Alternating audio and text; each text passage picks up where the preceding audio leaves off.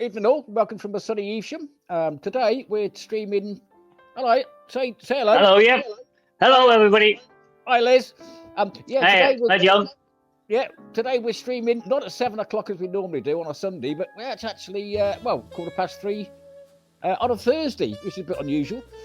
We're with Les, who's in northwest Wales, and he's going to tell us all about his JBA Falcon, which he's got some stories behind that. Yep. So over to you, Les. Tell us about, what your JBA Falcon is, where you got it from, and how you came about to choose the JBA from everything else that's out there. Okay. Well, right. So this is my current one, which is built in 1922. 2022, not 1922. 2022. But it's on an age-related plate of 1980. Now, there's a bit of an issue with that in terms of how the DVLA seem to recognise cars. But anyway, I still have to have it MOT'd. I still have to have it insured. But basically, this is my second JBA. I had a nice white one, and I was doing the eBay thing, as I tend to do quite a lot of, and I just put JBA. The white one was very nice, quite happy with it. This blue one popped up on eBay, and I looked at the spec and I looked at all the photographs, and I thought, my God, that's a really good car. And I know the guy who built it, a fellow called John Watson, who's quite famous for building, I don't know how many of your listeners will know, but he's quite famous for building cars. He's built about 20. He's built about 23 Falcons. He's in his 80s now, and he's still doing it.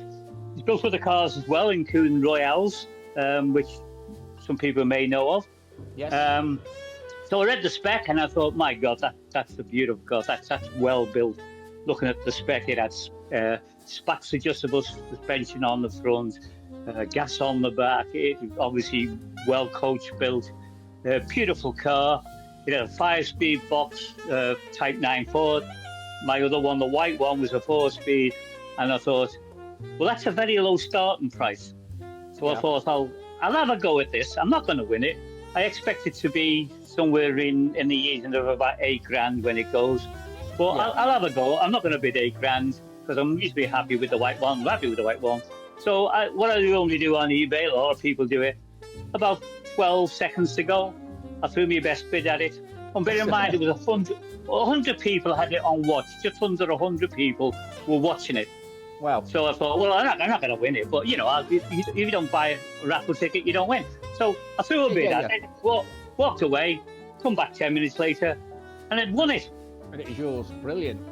It was mine, and it was at the starting price. Right. When I went to pick the car up, it was just north of London. The guy there, very nice guy, he actually knew who I was because I was on the JBA forum and he recognised me. He'd had a phone call within 50, well, he'd had a contact on eBay within 15 minutes. Somebody had forgot to, bid, which often happens, offered him £1,000 more. Wow. And lucky for me, he turned it down. He said, no, I'm an honest guy. This guy's won it, and so if I hadn't turned up, he would have made another £1,000. But there you go. Yeah. So good that you did. So very. Yeah. I certainly did. Yeah, I certainly did. I wasn't not going to pass that by.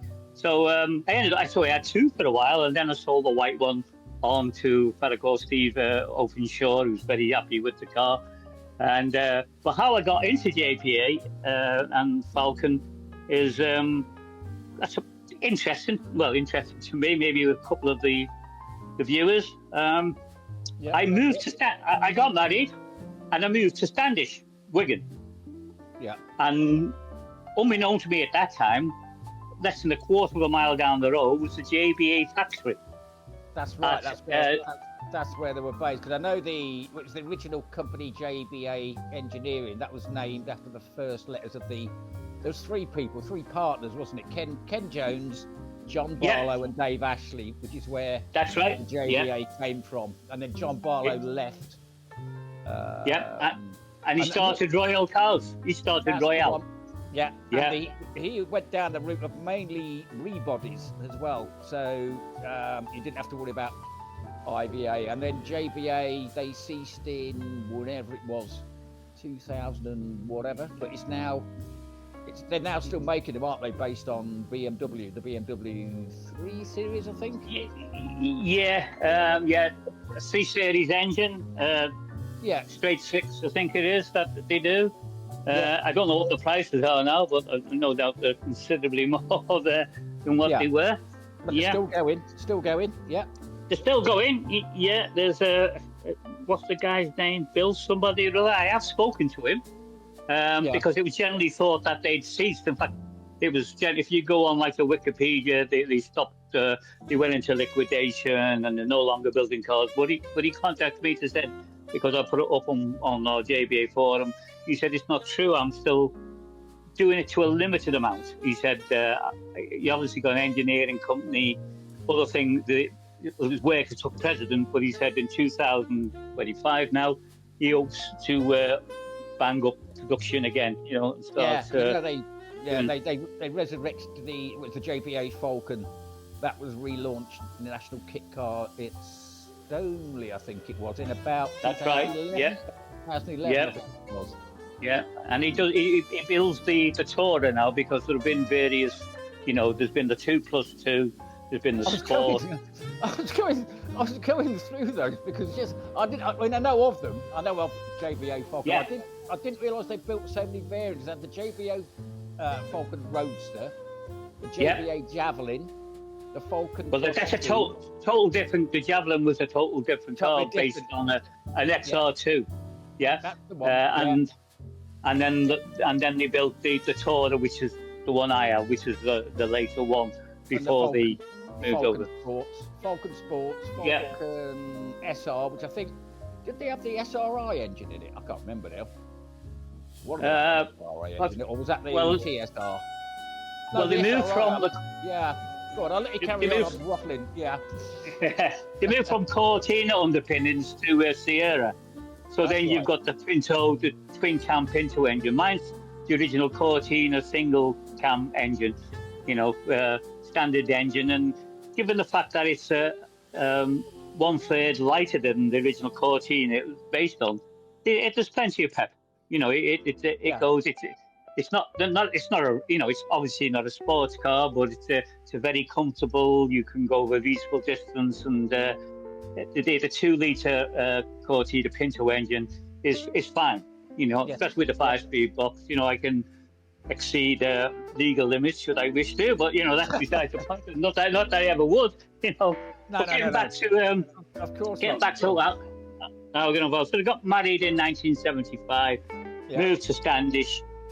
Children came along, moved to another house, which was just down the road, as I say, from the JBA factory on the Bradley Lane industrial estate in Standish. I wasn't aware of JBA then. But occasionally I used to see these retro old cars coming up the road, and I thought, where are they coming from? There were people test driving them, because they had a show car to test drive, and they also put on the local shows like the Standish Carnival and Wigan Carnival. They provided a car for the May Queen or whoever it was the day to sit in. Brilliant. So I went to one of those shows and I saw one and I thought, wow, this is nice, and I had a sat in one and I spoke to whoever it was at the time. But unfortunately, by then I was up to there in a mortgage with young children. With young children come along. Yeah. I had 2 sets of twins, John. Two sets of twins in quick succession. So I've only got 2 boys, and I know how expensive they are. So with 2 sets of twins. Yeah. So fast forward, God knows how many years, and I was looking at 7s, to be honest with you. And I was going to local meets, car meets, and there was a guy there at a beautiful Westfield. And I thought, I got chatting to him. He said, get in it and see what you think. Well, I'm 75 now, and the first JBA was about 4 years ago now. And I said, how'd you get in it? So he said, well, you put your hand here, put your other hand there, bring your leg over this way. Bring this one over. Well, I got in it, and I thought, I might be a bit awful having that cars now. You know, no doors. Managed to get out, and I thought I need to have a rethink about a 7 car. You know. Again, JBA wasn't in my mind, but I was going on the various sites, eBay cars, and I was looking at JBAs, but they were all pretty expensive. I was looking at cars up to 17 grand, and I'm thinking. And then on one of the sites, a lad was selling his car at a reasonable price just outside York. He lived.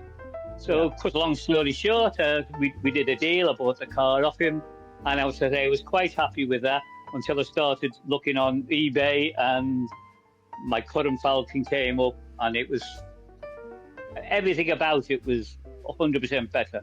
The steering, the gearbox, the condition, the build quality. Nothing wrong with the build quality, but you could tell the difference between a professional. There wasn't a squeak, there's not a squeak or a rattle in the car, and with the Spec suspension and gas on the back, it rides beautifully. That's a huge difference. So JBA Falcon were also well known for their quality, especially of their GRP panel. I can't remember who did them now. But the GRP finish on them was absolutely always top notch.